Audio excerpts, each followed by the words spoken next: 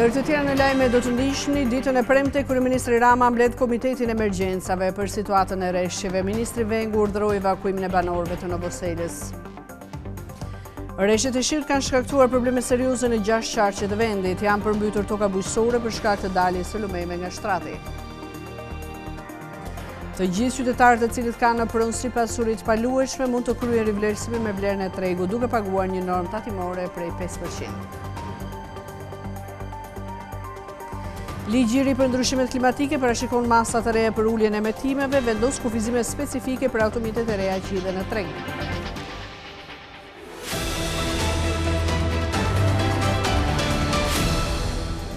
Ishin këto shkurtimisht disa nga titujt kryesorë, një tani më gjerësisht. Situata e rënduar e rreshjeve të 2 ditëve të fundit ka krijuar probleme të shumta në të gjithë vendin.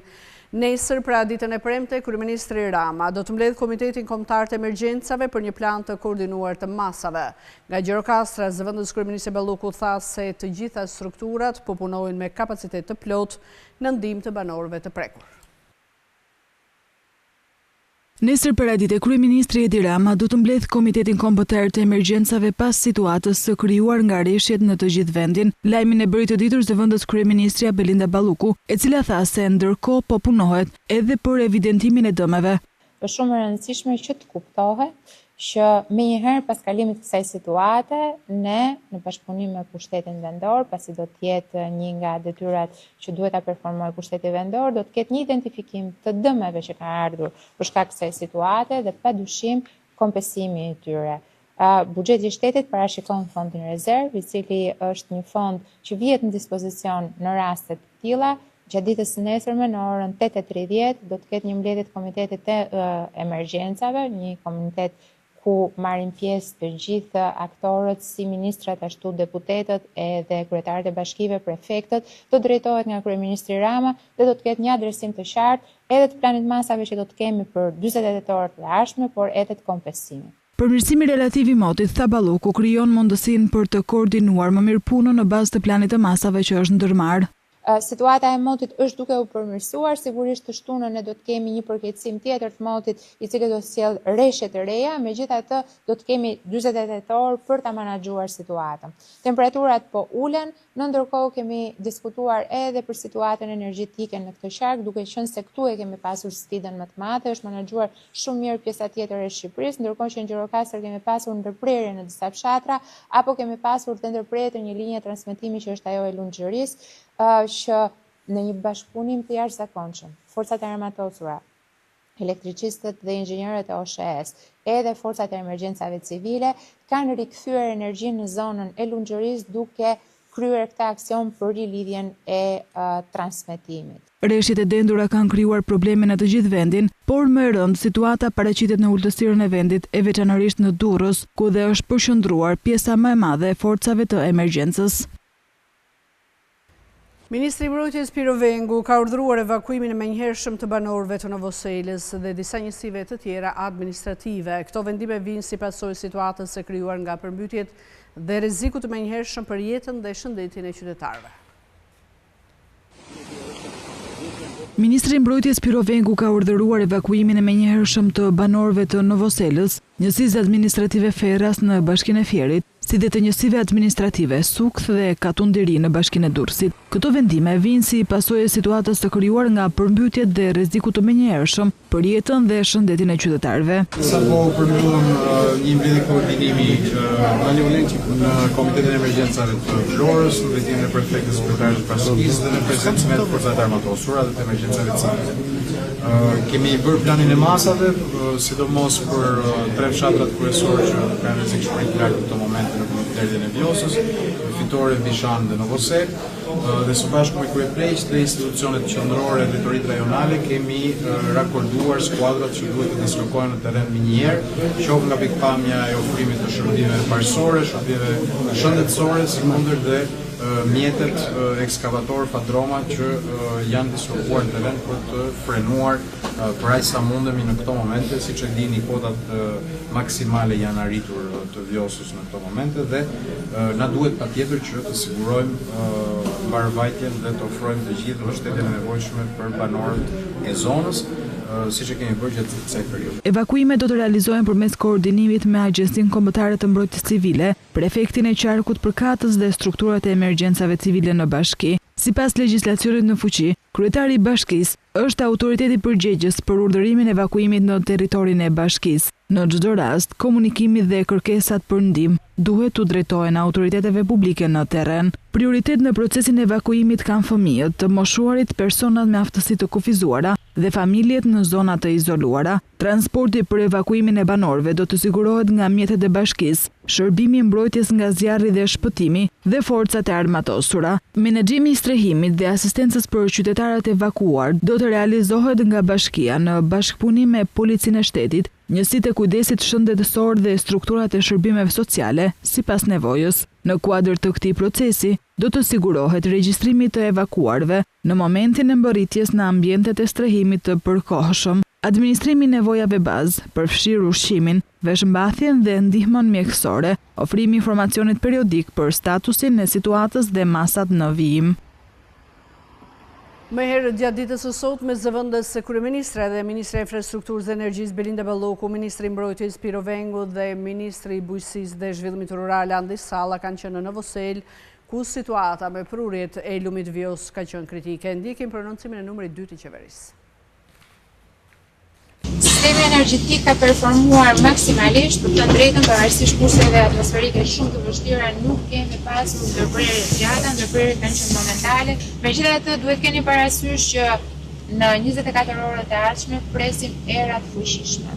Situata është sfiduese, na duhet që të gjithë të jemi në terren për ta përballuar atë, na duhet bashkëpunimi i qytetarëve, siç u thash për ato zona ku kërkohet evakuimi, do të ketë vëmendje maksimale patjetër energjia, ujësillsat janë vënë gjithashtu në një sprovë në këto momente, vazhdojnë të jenë në monitorim të gjitha ato zonat e veriut që dje kanë pasur situatën si sot po ndeshemi në jug, për të vazhduar dhe për të ndjekur pavarësisht se situata në veri është më e përmirësuar dhe është konstante në këto momente. Akset rrugore janë të gjitha të aksesueshme, ato kombëtare, ka dhe akse rrugore rurale të cilat mund të jenë pak në situatë më të vështirë, megjithatë edhe bashkitë po ndërhyjnë. Duhet jeni në dijeni që kryeministri është duke dizenjuar së bashku me Ministrinë e Financave në këto momente një paketë e cila do të garantojë dëmshpërblimin si për pjesën bujqësore ashtu edhe për banesat. Nesër mëngjes në orën 8:30 do të ketë një mbledhje të Komitetit të Emergjencave ndërqeveritar, ku do të bëhet edhe një adresim nga ana e kryeministrit, jo vetëm për zgjidhjen e situatës dhe për gjithë përballimin e kësaj situate, por edhe për dëmshpërblimet që janë shumë të rëndësishme për të bërë të ditura dhe për të marrë informacion të gjithë familjet apo edhe bizneset e prekura. Rreshtet e shiut kanë shkaktuar probleme serioze në 6 qarqe të vendit ku janë përmbytur toka bujqësore, lumenjt kanë dalë nga shtrati, ndërsa dhjetra familje janë evakuar. Si pasojë e rreshjeve intensive, gjatë orëve të fundit ka patur rritje të niveleve të lumenjve në disa qarqe të vendit, gjë që ka krijuar problematika serioze kryesisht për mbytje të tokave bujqësore dhe banesave, rrëshqitje dherash, dëmtime infrastrukturore dhe bllokime rrugësh. Situata më problematike paraqitet në qarqet Shkodër, Lezhë, Durrës, Fier, Berat dhe Gjirokastër, ndërsa në qarqet e tjera situata është nën monitorim ose pa rrezik. Në Shkodër, niveli i ujit është rritur në obot me rreth 60 cm mbi rrugën kryesore dhe qarkullimi bëhet vetëm me mjete të tonazhit të lartë, ndërsa tokat bujqësore janë përmbytur. Në vaun e Dejës, 15 banesa janë të rrethuara nga uji. Disa rrugë në Malsinë e Madhe janë të bllokuara dhe në Fusharrës ka rrëshqitje dherash, e rënje gurësh që kanë dëmtuar rrugët. Në qarkun e Lezhës, 300 hektar tokë bujqësore janë në ujë, rreth 100 banesa janë të rrethuara nga uji dhe 2 familje janë evakuuar. Ndërkaq po punohet për mbylljen e çarjes së argjinaturës në lumin Droje, fshati Dukagjin. Në Durrës aktualisht situata është drejt përmirësimit, por po punohet për heqjen e ujit nga rreth 800 banesa dhe objekte, veçanërisht në zonën e Burgut. Ishkënetës, Shkozet dhe Nishtull. Në terren ndodhen ekipe të vlerësimit të dëmeve që po vazhdojnë evidentimin dhe dokumentimin e rasteve. 250 persona janë të strehuar në shtëpinë e pushimit të forcave të armatosura Durrës dhe 55 të tjerë janë strehuar në kovalishencën e Ministrisë së Brendshme.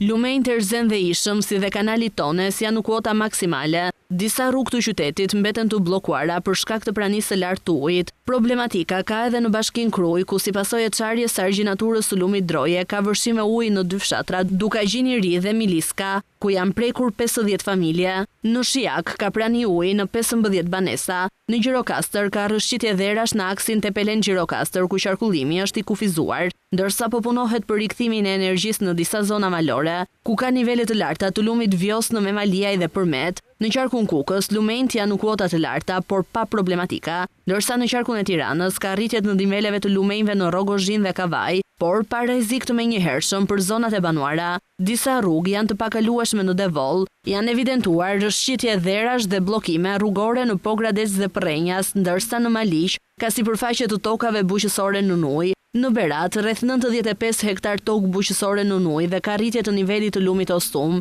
Në Fier ka rreth 200 hektar tokë bujqësore të përmbytur dhe prezencë ujë në 27 banesa në disa fshatra. Autoriteti rrugor shqiptar ka përditësuar situatën e akseve rrugore në zonat problematike si pasojë rreshjeve të Shiut dhe të Borës. Autoritetet bëjnë thirrje për shmangjet të lëvizjeve me automjet dhe përdorimin e detyrueshëm të gomave dimrore. Gjatë natës kanë vazhduar rreshjet e shiut dhe ka filluar dëbora në të gjithë zonën veriore dhe juglindore të vendit. Në rajonin verior ka pasur rreshje dëbore në Bajram Curri Valbon, Ura Bujan Qafmorin, Bujan Qafmorin Dogan, Sopot Kernaj, Qaf Mejdan Tropoj Buçaj, Bulqiz, Qaf Bualli Peshkopi, Peshkopi Maqellar, Hanihoti Dogana Vermosh, Kukës Bushtric, Bajram Curri Valbon, Puk Fusharës, Bog Theth dhe Qaf Mali Fush Dukaqin. Në rajonin qendror në Surrel, Qaf Prisk, Qaf Moll, Elbasan Gjinar, Ib Kërrab Elbasan. Në rajonin jugor në Llogara, Qaf Than, Korç Voskopoj, Boboshtic Dardh, Korç Ersek, Ersek Leskovik. Kontraktorët me mjetet dhe punëtor janë në terren për të bërë pastrimin e akseve rrugore. Autoriteti rrugor shqiptar bën thirrje për të shmangur lëvizjet jo të domosdoshme me automjete. Përdorimi i gomave dimërore është i detyrueshëm për automjetet që qarkullojnë në zonat malore apo ku është njoftuar për prezencë dëbore dhe ngricash.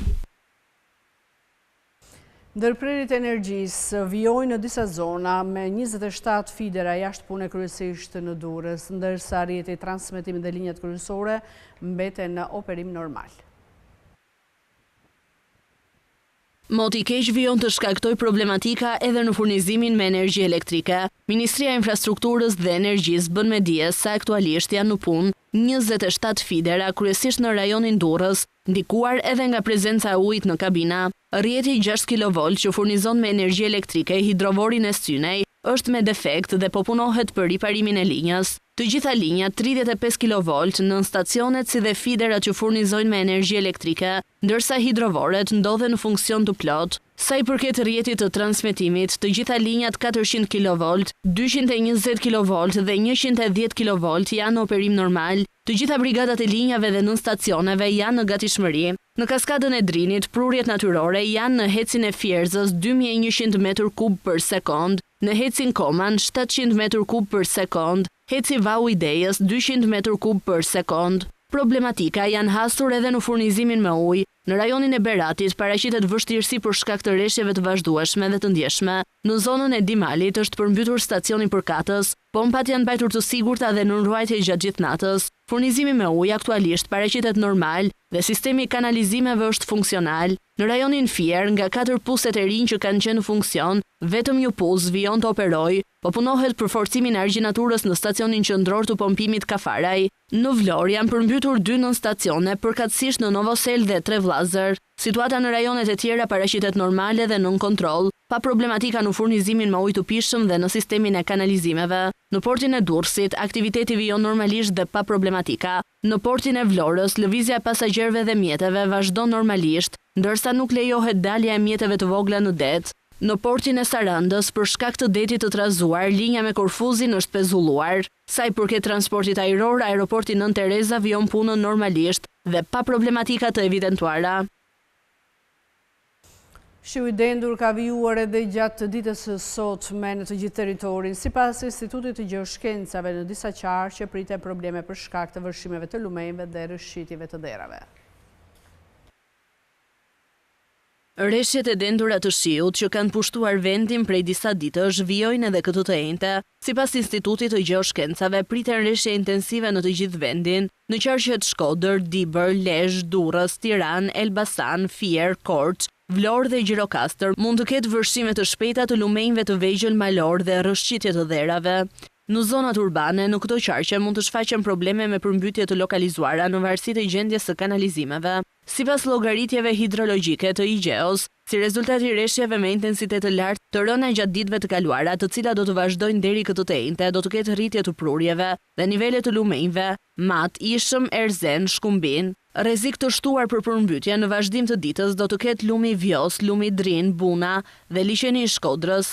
Rreshjet intensive do të përfshin qarqet Shkodër, Dibër, Lezhë, Durrës, Tiranë, Elbasan, Fier, Berat, Korçë, Vlorë dhe Gjirokastër, ndërsa në qarkun Kukës priten rreshje mesatare deri në lokalisht intensive. Rreshjet pritet të shoqërohen me shtrëngata. Në veri, lindje dhe juglindje në lartësitë mbi 500 metër nga niveli i detit, rreshjet do të jenë në formë dëbore. Temperaturat në Bregdet shkojnë nga 5 deri në 10 gradë Celsius, në vendet e ulta nga 0 deri në 9 gradë Celsius dhe në vendet malore -5 deri në 4 gradë Celsius. Era pritet të fryjë mesatare deri e fortë në Bregdet dhe në zonat malore. Vjojmë me temat të tjera. Të gjithë qytetarët të cilët kanë në pronësi pasuri të palueshme mund të kryen rivlerësimi me vlerën e tregut duke paguar një normë tatimore prej 5% nga data 22 janar deri në 31 dhjetor 2026. Rivlerësimi mund të bëhet nga një ekspert i licencuar për vlerësimin e pasurisë së palueshme nga institucionet përkatëse ose nga drejtoritë vendore të Agjencisë Shtetërore të Kadastrës. Nga data 22 janar deri më 31 dhjetor 2026, të gjithë individët të cilët kanë në pronësi pasuri të paluajtshme do të kenë mundësi që të bëjnë rivlerësimin e kësaj pasurie me vlerën e tregut, duke paguar një normë tatimore prej 5%. Ligji për rivlerësimin e pasurisë së paluajtshme është botuar në fletoren zyrtare dhe hyn zyrtarisht në fuqi më 22 janar dhe nga kjo iniciativë pritet të përfitojnë drejt për drejt 500.000 familje. Referuar ligjit, kërkesat për rivlerësim të dorëzuara pranë Agjencisë Shtetërore të Kadastrës, për të cilat janë kryer pagesat e tatimit por nuk kanë përfunduar procedurat administrative nga ASHK-ja brenda datës 31 dhjetor 2026, konsiderohen objekt të rivlerësimi sipas këtij ligji dhe procedurat administrative përfundojnë deri më 31 mars 2027. Por cilat janë procedurat që duhet të ndjekin qytetarët për rivlerësimin. Rivlerësimi mund të bëhet nga një ekspert i licencuar për vlerësimin e pasurisë së paluajtshme, nga institucionet përkatëse ose nga drejtoritë vendore të Agjencisë Shtetërore të Kadastrës. Në rast se individi vendos të kryejë rivlerësimin me vlerën e tregut, atëherë ai zgjedh një ekspert të licencuar. Aplikimit të tij për rivlerësim të pasurisë së paluajtshme i bashklidhet edhe akti i vlerësimit të ekspertit. Në këtë rast, drejtoritë vendore të Agjencisë Shtetërore të Kadastrës përllogarisin bazën e tatueshme e cila llogaritet si diferencë ndërmjet vlerës së pasqyruar në aktin e vlerësimit të ekspertit, e cila nuk mund të jetë më e vogël se çmimet fiskale në fuqi në momentin e rivlerësimit, dhe vlerës së regjistruar të pasurisë ose vlerës së rivlerësuar sipas ligjeve të mëparshme të rivlerësimit, për të cilën është paguar tatimi, si dhe tatimin që duhet të paguajë individi për të regjistruar këtë rivlerësim. Në rast se individi vendos që rivlerësimi të kryhet me çmimet minimale fiskale në fuqi, atëherë ai aplikon pranë Agjencisë Shtetërore të Kadastrës dhe ky fakt shprehet në formularin që i bashklidhet aplikimit të tij për rivlerësim. Në këtë rast, drejtoritë vendore të Agjencisë Shtetërore të Kadastrës përllogarisin bazën e tatueshme, e cila llogaritet si diferenca ndërmjet vlerës së dalë nga rivlerësimi me çmimet fiskale në fuqi në momentin e rivlerësimit dhe vlerës së regjistruar të pasurisë apo vlerës së rivlerësuar për të cilën është paguar tatimi. Për rastet e kalimit të së drejtës së pronësisë mbi pasuritë e paluajtshme në zbatim të legjislacionit në fuqi për tatimin mbi të ardhurat të bërë pas rivlerësimit, tatimi llogaritet sipas normave në fuqi mbi fitimin e realizuar, si diferenca e vlerës në momentin e kalimit të së drejtës së pronësisë me vlerën e rivlerësuar për të cilën është paguar tatimi. Gjithashtu ligji u jep të drejtë edhe personave juridik, të cilat kanë të regjistruar në pasqyrat e tyre financiare pasuri të paluajtshme me vlerë më të vogël se ajo e tregut, që të bëjnë rivlerësimin me vlerën e tregut të këtyre pasurive brenda datës 31 dhjetor 2026. Me ngritjen e kadastrës fiskale, do të nisë gradualisht procesi hedhjes afro 2.5 milion pronave të qytetarëve shqiptar në sistem, ndërkohë që taksa e re e pronës do të nisë aplikimin në 1 janar 2028. Rreth 2.5 milion pasuri të paluajtshme të qytetarëve shqiptar do të nisin gradualisht që të regjistrohen në kadastrën fiskale, e cila tashmë është funksionale për të bërë më tej subjekti taksës së re të pronës. Sipas dokumentit të programit buxhetor afatmesëm 2026-2028, kostoja e regjistrimit llogaritet në 25.7 milion lek ose 10.2 lek për çdo pasuri të regjistruar. Për projektin ProTax Albania që synon zbatimin e taksës së pronës të bazuar në vlerën e tregut, në vitin 2026 parashikohen shpenzime për 8.7 milion lekësh. Në kuadër të këtij projekti, Ministria e Financave aktualisht ka ngritur kadastrën fiskale dhe ka hartuar një projekt ligj, sipas standardeve europiane në bashkëpunim me partnerët suedez, i cili pritet të miratohet brenda këtij viti. Sipas Ministrisë së Financave, brenda vitit 2026 të gjitha bashkitë do të jenë të integruara në sistemin e kadastrës fiskale dhe gradualisht do të fillojë regjistrimi i pronave në sistem. Në vitin 2027 parashikohet të kryhet procesi kombëtar i vlerësimit të pronave, ndërsa ligji i ri i cili përfshin aplikimin e taksës së re të pronës sipas vlerës së tregut parashikohet të hyjë në fuqi në vitin 2028 dhe në vitin 2030 do të nisë zbatimi i taksës mbi tokën apo truallin, ka finalizon reformën e taksës së pasurisë. Buxheti 2026 ka parashikuar një rritje të mëtejshme të ardhurave nga kjo taks për llogaritë të bashkive, me një total vjetor prej 10 miliard lek apo rreth 100 milion euro, ose rreth 1.4 miliard lek më shumë se sa në vitin 2025. Por pavarësisht se do të ketë një listë të ri dhe kadastër fiskale funksionale, kjo reformë kërkon angazhimin e plotë të bashkive për të garantuar zbatimin sa më efikas. Taksa që do të aplikohet mund të varjojë nga 0.035% deri në 0.065% për banesat dhe nga 0.14% deri në 0.26% për ambientet komerciale.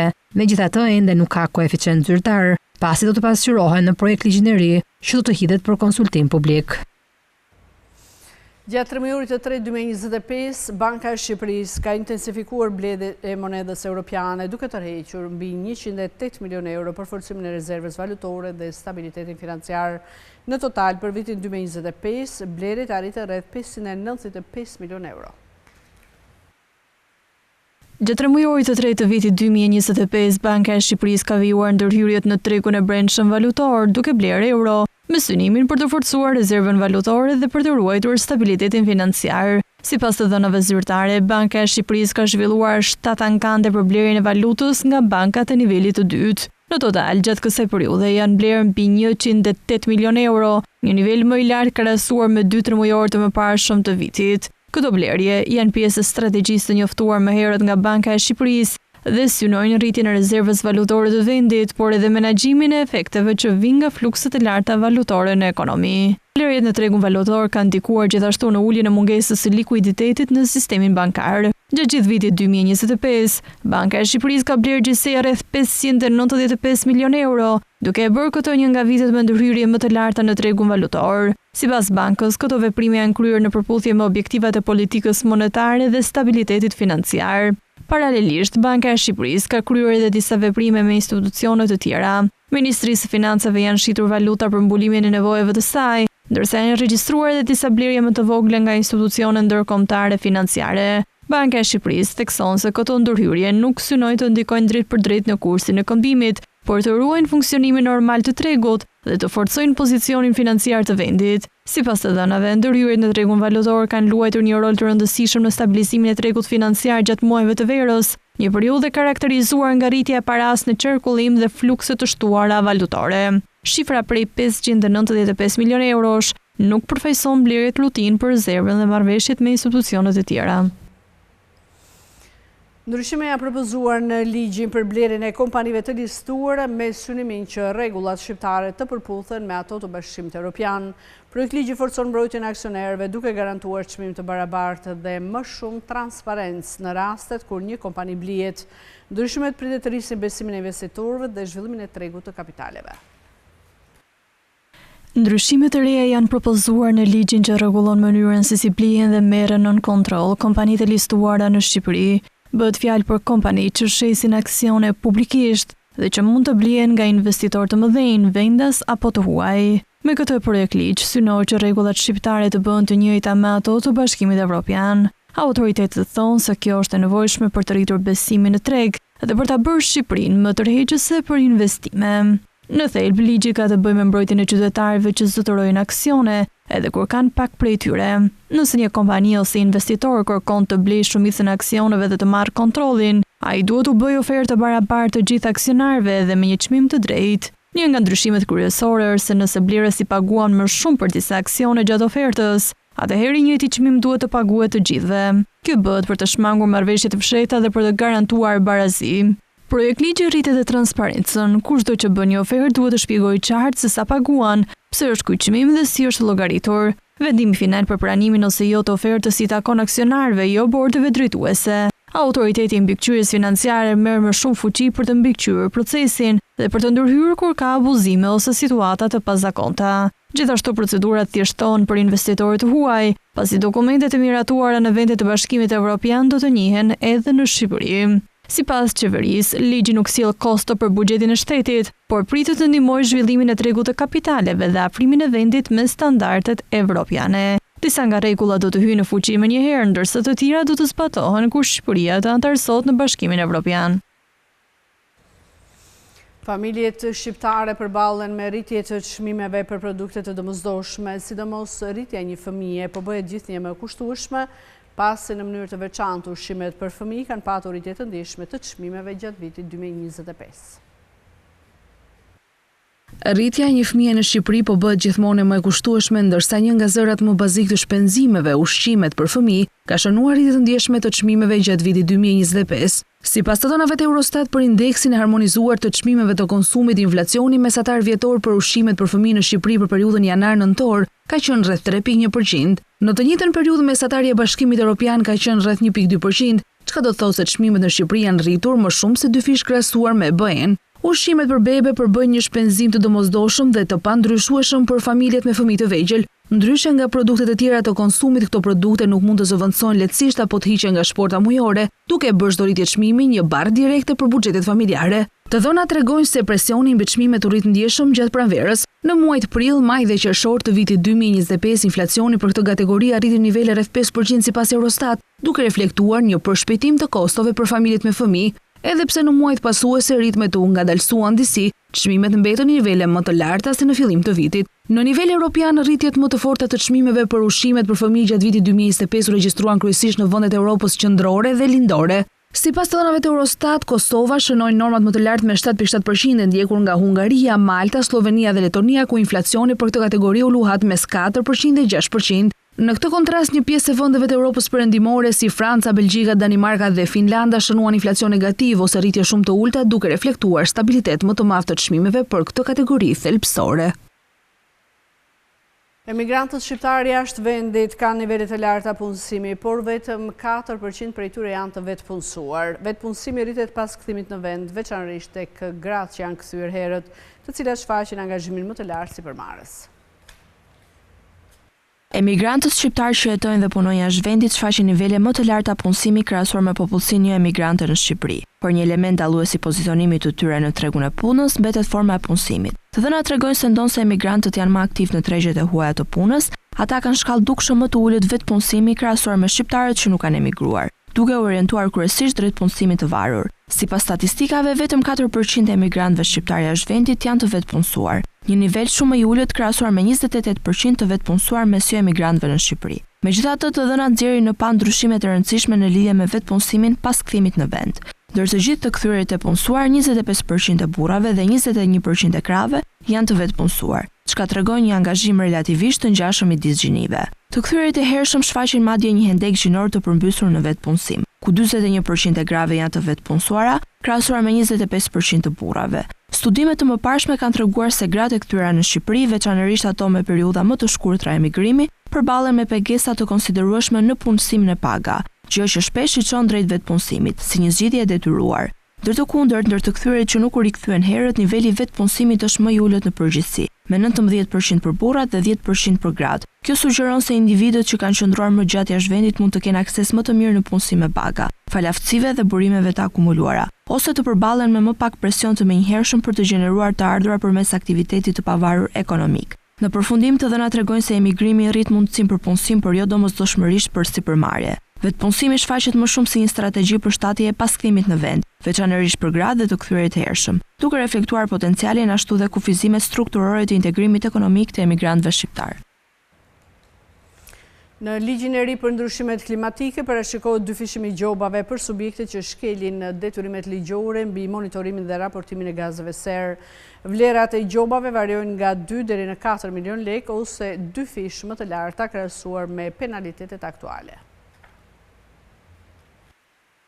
Dyfishimi i gjobave për subjektet që shkelin detyrimet ligjore mbi monitorimin dhe raportimin e gazeve serë. Gjithçka përcaktohet në ligjin e ri për ndryshimet klimatike, sipas të cilit operatorët e instalimeve, subjektet e rregulluara si dhe shoqëritë e transportit ajror detar, që ushtrojnë aktivitet pa autorizim ose pa plan monitorimi të miratuar, do të ndëshkohen me gjoba që variojnë nga 2 milion në 4 milion lekë. Ky nivel është 2 herë më i lartë krahasuar me gjobat aktuale, të cilat luhaten mes 1 dhe 2 milion lekësh. Gjoba do të rritet për ditë me 2% të vlerës deri në korrigjimin e shkeljes. Po ashtu, masa ndëshkuese do aplikohet edhe për mos raportim të dhënave mbi shkarkimet e gazeve serë ose për mos njoftim të ndryshimeve që kërkojnë përditësim të lejes mjedisore. Ndryshimet vendosin gjithashtu detyrimet të qarta ligjore për kompanitë që prodhojnë, transportojnë ose përdorin lëndjekse, si dhe për sektor të tjerë, sikurse është aviacioni apo transporti detar. To subjekte do jenë të detyruara të monitorojnë dhe raportojnë saktësisht shkarkimet e gazeve serë,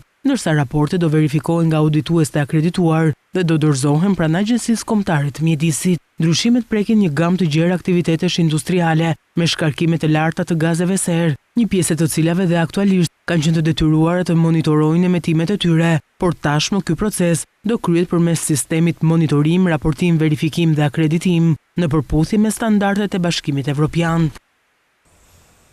Ligji i ri për ndryshimet klimatike parashikon masa të reja për uljen e emetimeve nga sektori transportit, duke vendosur kufizime dhe detyrime specifike për automjetet e reja që hidhen në treg.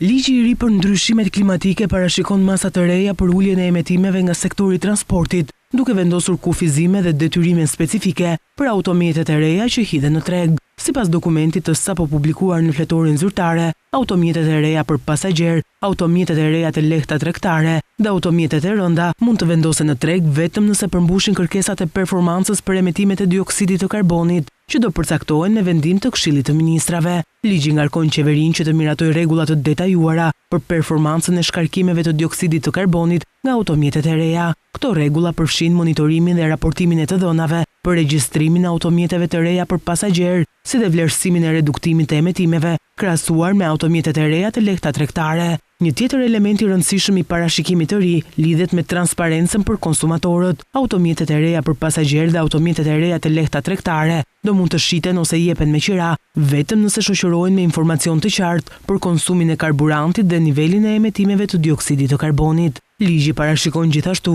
masa të posaçme për sigurimin e informacionit mbi konsumin e lëndës djegëse dhe shkarkimet e dioksidit të karbonit gjatë marketingut të automjeteve të reja, me qëllim ndërgjegjësimin e konsumatorëve dhe orientimin e tregut drejt automjeteve me ndikim më të ulët klimatik.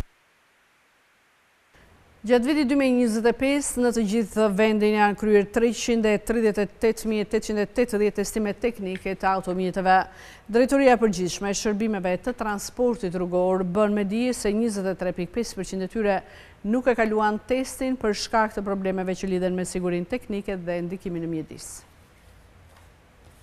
Gjatë vitit 2025 në të gjithë vendin janë kryer 338.880 testime teknike të automjeteve, ku një numër i konsiderueshëm nuk arritën të përmbushin standardet e kërkuara për qarkullim. Drejtoria e përgjithshme e shërbimeve të transportit rrugor bën me dije se 23.5% e automjeteve nuk e kaluan testin teknik. Në total, 81.065 automjete u refuzuan, kryesisht për shkak të problemeve që lidhen me sigurinë teknike dhe ndikimin në mjedis, si shkarkimi i gazarve 37.6%, probleme me defektet vizuale 34.4%, probleme me sistemin e frenimit zënë 15.2% të refuzimeve, ndërsa defektet në drejtim dhe pezullim përbëjnë 12.8%. Pjesët më të madhe të automiteve të kontrolluara e përbëjnë automitet personale me 86.6%, të ndjekura nga kamionet me 6.3%, motomitet me 4.5%, autobuzët me 1.6%,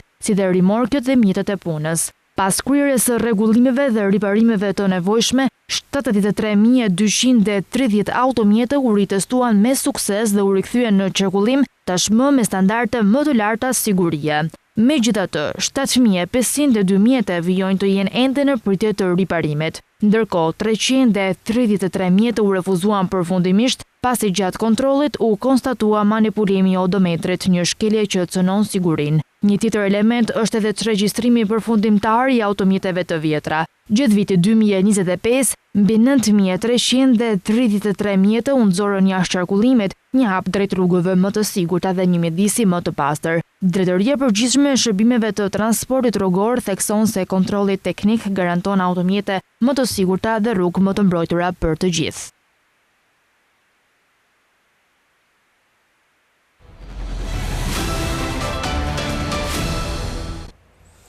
Pavarësisht të rimëkëmbjes së ndjeshme të dekadës së fundit, ardhurat reale të familjeve greke mbeten të bllokuara në 15% në nivelet e parakrizës.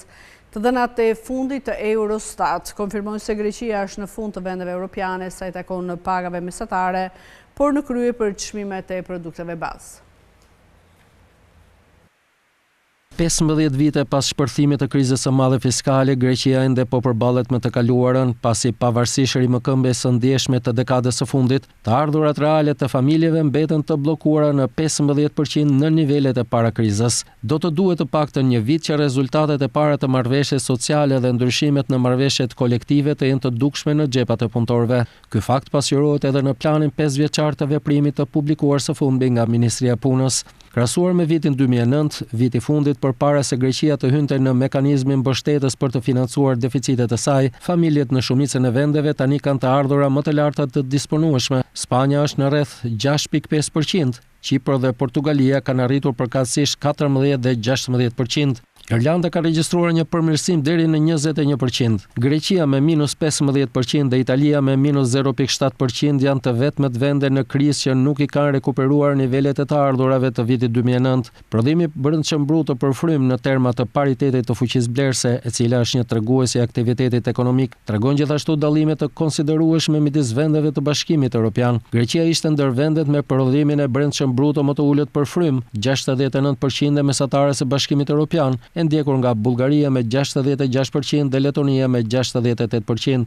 Përkundrazi, PBB-ja përfrym është shumë mbi mesataren e Bashkimit Evropian në Luksemburg me 245% dhe Irland me 221%. Në të njëjtën kohë, të dhënat e fundit të Eurostat konfirmojnë edhe një herë se Greqia është në fund të vendeve europiane për sa i përket pagave mesatare, por në krye për çmimet e produkteve bazë. Greqia regjistron pagën mesatare vjetore me kohë të plotë të dytë më të ulët në Bashkimin Evropian, me rreth 18.000 euro, vetëm sipër Bullgarisë, e cila ka një pagë mesatare prej 15.400 euro. Mesatare europiane është 39.800 euro, ndërsa vendet me profile të ngjashme të popullsisë dhe prodhimit në pozicione shumë të larta. Mesatare europiane është 39.800 euro, ndërsa vendet me profile të ngjashme të popullsisë dhe prodhimit janë në pozicione shumë të larta. Spanja ka një pagë mesatare vjetore me kohë të plotë prej 40.800 euro dhe Italia 23.500 euro. Megjithatë, një raport i vitit të kaluar nga zyra e buxhetit të parlamentit deklaroi se në Greqi do të duhen 5 deri në 7 vite për të kapur pagat e vitit 2007.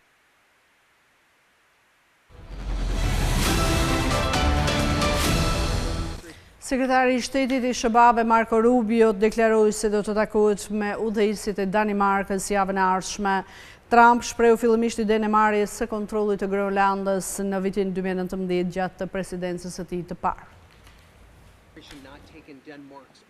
Krye diplomati amerikan deklaroi se do të takohet me udhëheqësit e Danimarkës javën e ardhshme, por nuk sinjalizoi asnjë tërheqje nga qëllimi i presidentit Donald Trump për të marrë Groenlandën, ndërsa aleatët e alarmuar përfshirë Francën dhe Gjermaninë po punojnë për një përgjigje. Një operacion ushtarak amerikan gjatë fundjavës që kapi udhëheqësin e Venezuelës ringjalli shqetësimet rreth qëllimeve të Shteteve të Bashkuara ndaj Groenlandës dhe zyrtarët amerikan kanë bërë pak për të qetësuar frikën. Sekretari i Shtetit Marco Rubio u tha gazetarëve se Trump e mbante mundësinë për të adresuar objektivin e tij me mjete ushtarake. Megjithatë, si diplomat që jam unë tani dhe për çfarë po punojmë, ne gjithmonë preferojmë ta zgjidhim atë në mënyra të ndryshme, përfshirë edhe Venezuelën, tha ai kur u pyet nëse Shtetet e Bashkuara ishin të gatshme të rrezikonin potencialisht aleancën ushtarake të NATO-s të udhëhequr nga Shtetet e Bashkuara me një pushtim me forcë të Groenlandës. Një sekuestrim ushtarak amerikan i ishullit arktik të pasur me minerale, një aleat i errshëm, do të dërgonte valë tronditëse në NATO dhe do të thellonte përçarjen midis Trump dhe udhëheqësve europian.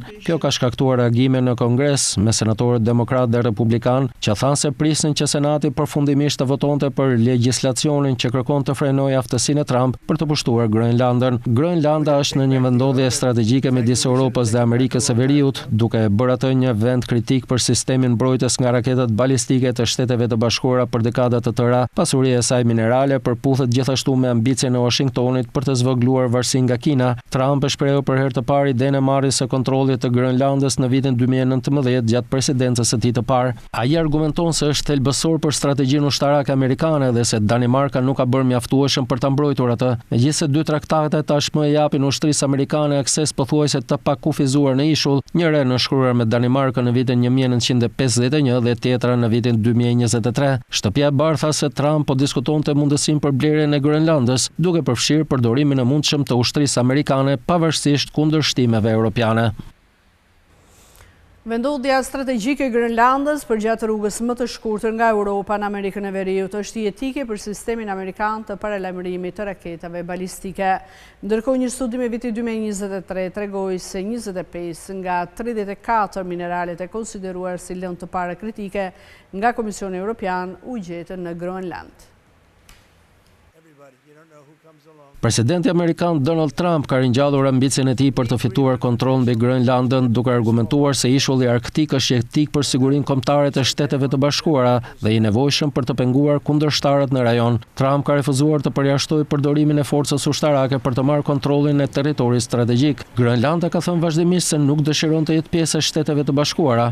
Udhëheqës nga fuqitë e mëdha europiane dhe kanadaja kanë shprehur mbështetje për territorin pranë Arktikut, duke thënë se ai përket popullit të saj. Por pse është aq e lakmuar Groenlanda? Tërheqja e akullit detar në Arktik, për të cilën shkencëtarët paralajmërojnë se do të ketë pasoja të rënda për klimën e tokës dhe mund të prishë rrymat oqeanike, i ka bërë rrugët e transportit përmes Arktikut më të thjeshta dhe ka hapur mundësi të reja për nxjerrjen e naftës dhe gazit. Sipas të dhënave nga Arctic Ship Traffic Data, numri i anijeve që operojnë në Arktik është rritur me 37% midis viteve 2013 dhe 2023. Pjesa më e madhe e Arktikut është ndarë midis zonave ekonomike ekskluzive, të cilat shtrihen jo më shumë se 200 milje detare nga ujërat territoriale të vendeve dhe ku ato kanë jurisdiksion mbi burimet natyrore. Rëndësi strategjike për sigurinë amerikane. Vendodhja strategjike e Groenlandës përgjatë rrugës më të shkurtër nga Europa në Amerikën e Veriut është jetike për sistemin amerikan të paralajmërimit të raketave balistike. Ushtria amerikane mban një prani të përhershme në bazën hapësinore Pitufik në veri perëndim të Groenlandës, nën komandën e forcave hapësinore të Shteteve të Bashkuara. Baza strehon sisteme radarësh, paralajmërimit të hershëm që janë pjesë e misionit të mbrojtjes nga raketat Space Delta IV dhe është e vendosur strategjikisht përpara sistemit të paralajmërimit verior të NORAD, një linjë instalimesh radarësh të projektuara për të zbuluar lëshimet e raketave kundër Amerikës së Veriut që kalojnë Arktikun.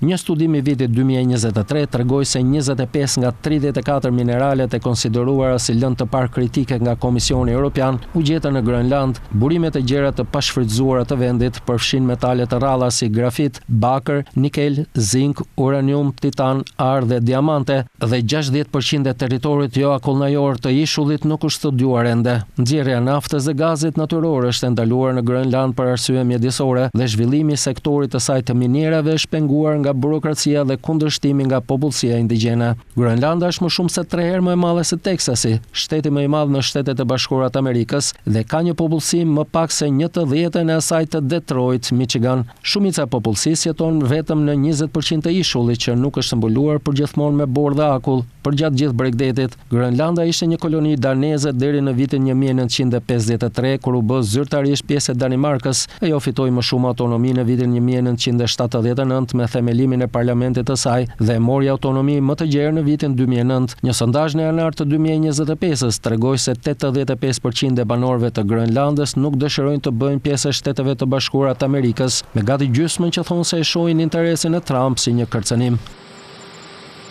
Kemi ardhur kështu në fund, por unë kujtoj se për më tepër informacione ju mund të na gjeni dhe në adresën tonë në internet skantv.al, ku mund të gjeni gjithçka mbi ekonominë, bankat, sigurimet, tregjet financiare të tjerë. Gjithashtu mund të na ndiqni dhe në rrjetet sociale si Facebook, Instagram, YouTube dhe LinkedIn. Unë ju falenderoj që na keni ndjekur, bashkë natën e mirë.